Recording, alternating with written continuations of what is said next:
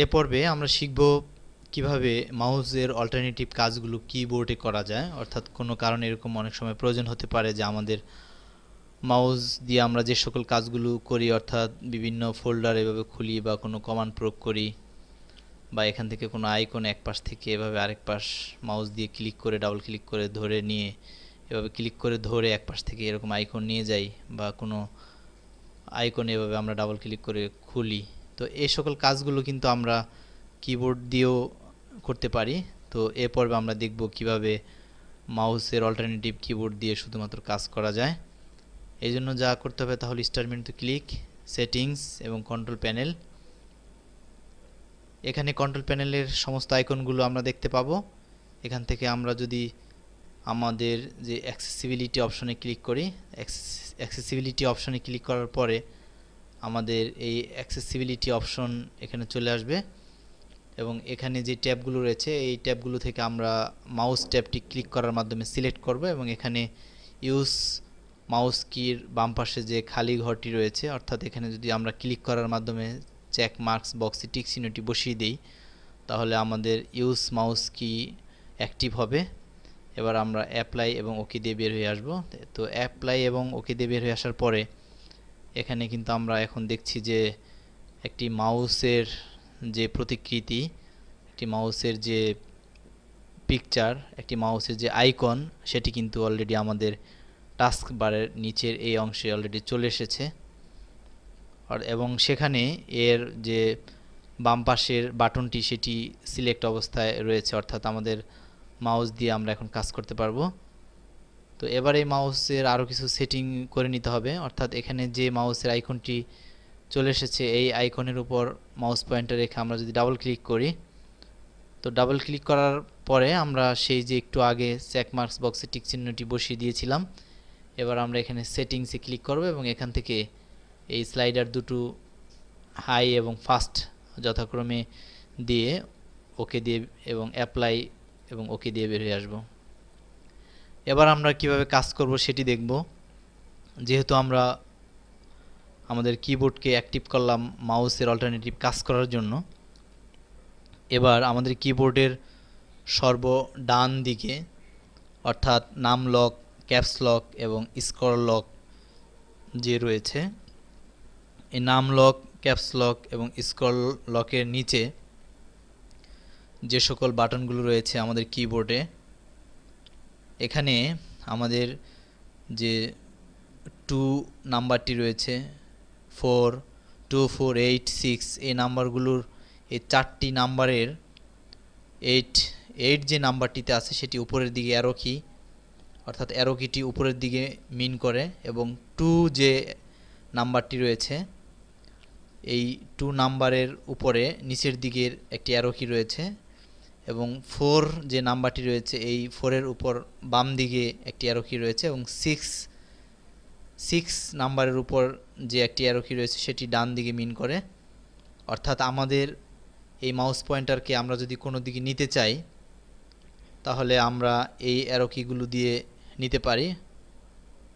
দেখুন এখানে যে মাউস পয়েন্টার রয়েছে এই মাউস পয়েন্টারকে আমি যদি এখন উপরের দিকে নিতে চাই তাহলে এই অ্যারো কিগুলোর মাঝে যেটি 8 রয়েছে, অর্থাৎ 8-এর উপর একটি অ্যারো কি উপরের দিকে নির্দেশ করে, অর্থাৎ আমি আমার মাউস পয়েন্টারকে যদি উপরের দিকে নিতে চাই তাহলে 8 চাপ দিয়ে ধরে রাখবো, এবং আমি যদি নিচের দিকে আনতে চাই তাহলে এখানে 2-এর উপরে যে অ্যারো কিটি রয়েছে অর্থাৎ নিচের দিকে এভাবে মাউস পয়েন্টারকে আমি নিতে পারবো।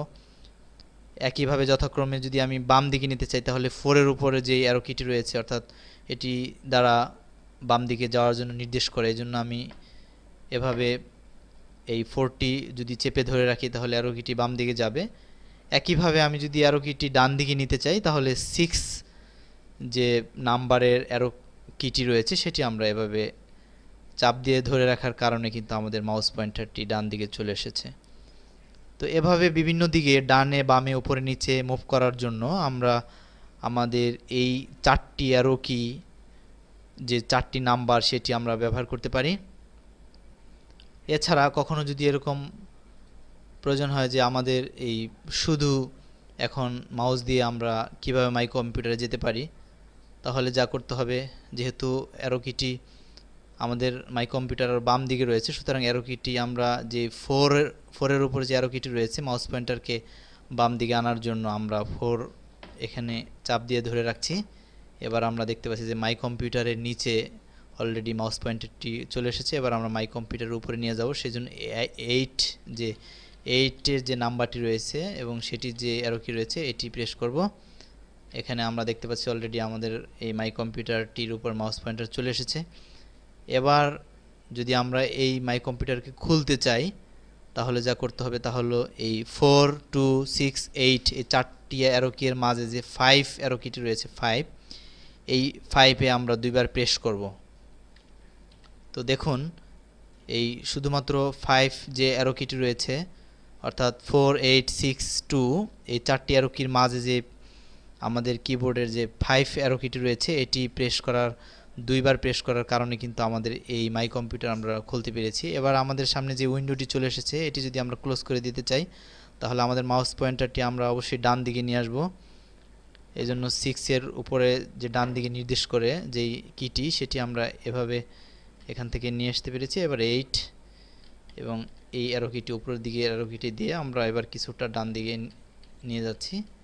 এবার আমরা এখানে যেহেতু ক্লোজের উপরে চলে এসেছে, এবার আমরা এখন এই যে 5 প্রেস করব একবার। এবার আমরা যদি একবার অনলি 5 প্রেস করি তাহলে কিন্তু এটি ক্লোজ হয়ে যাবে। দেখুন আমি এই 4 2 6 8 এর মাঝে যে 5 যে কিটি রয়েছে এই 5 কিটি প্রেস করার সাথে সাথে কিন্তু আমাদের সেই উইন্ডোটি ক্লোজ হয়ে গিয়েছে। তো আমরা অনেক সময় এরকম দেখি যে এখান থেকে যে কোনো আইকন, এই আইকনগুলো আমরা এভাবে টেনে ধরে মাউস দিয়ে একদিক থেকে আরেক দিকে টেনে নিয়ে যাই। এই দুঃসাধ্য কাজটিও কিন্তু কিবোর্ডে করা সম্ভব। অর্থাৎ আমাদের এখানে যেহেতু এই মাউস পয়েন্টারটি রয়েছে, তো আমরা এবার শুধুমাত্র কিবোর্ডের সাহায্যে এই আইকনটির উপরে নিয়ে আসতেছি একইভাবে নির্দেশ। এটি মাউস পয়েন্টারকে কোন দিকে কিভাবে নিতে হয় এটি আমরা ইতিপূর্বে বর্ণনা করেছি। এবার আমরা এই যেই আইকনটি কোনো দিকে মুভ করাতে চাই সেই আইকনের উপরে এভাবে মাউস পয়েন্টার নিয়ে যাব। তো মাউস পয়েন্টার নেওয়া হয়ে গেলে এবার আমাদের একটু ভিন্ন প্রক্রিয়া অবলম্বন করতে হবে। অর্থাৎ আমরা শুধুমাত্র মাউস পয়েন্টারকে নিয়ে আসতে পেরেছি। এবার আমাদের যেই 8 6 2 4 যে চারটি নাম্বার বিশিষ্ট অ্যারো কি ছিল এই 2 এর একটু নিচে এবং ডেলের সাথে INS লেখার উপরে যে জিরোর যে কিটি রয়েছে কিছুটা লম্বাকৃতির, এই কিটি প্রেস করতে হবে।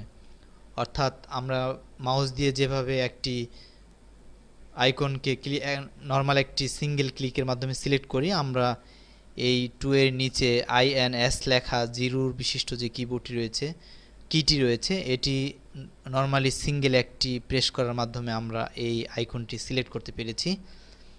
এবার আমরা যেহেতু এই আইকনটিকে কোনো দিকে মুভ করাতে চাই তাহলে আমাদেরকে কিন্তু সেই যে ডান দিকে বাম দিকে উপরের নিচে যে অ্যারো কিগুলো রয়েছে, অর্থাৎ আমরা যদি ডান দিকে নিতে চাই তাহলে 6-এর উপরে ডান দিকের যে অ্যারো কিটি আমরা এভাবে প্রেস করব। অর্থাৎ আমরা যেহেতু এই 6-এর ডান দিকের যে অ্যারো কিটি এভাবে প্রেস করেছি, সুতরাং আমরা এখানে দেখতে পাচ্ছি যে আমাদের এই আইকনটি অলরেডি চলে এসেছে। এবার আমরা এটিকে আমাদের যেহেতু এই পয়েন্টারের সাথে অর্থাৎ মাউস পয়েন্টারের সাথে এটি সিলেক্ট হয়ে রয়ে গিয়েছে, এবার আমরা এটিকে ডিসিলেক্ট করার জন্য এই 4 2 6 8 এর মাঝে যে 5 কিটি রয়েছে এই 5 কিতে একবার প্রেস করব। তো 5 কিতে একবার প্রেস করার সাথে সাথে কিন্তু আমরা অলরেডি দেখতে পাচ্ছি যে আমাদের এই আইকনটি এখানে চলে এসেছে। তো এভাবে আমরা আমাদের মাউসের অল্টারনেটিভ কিবোর্ড দিয়ে আমরা কাজ করতে পারি।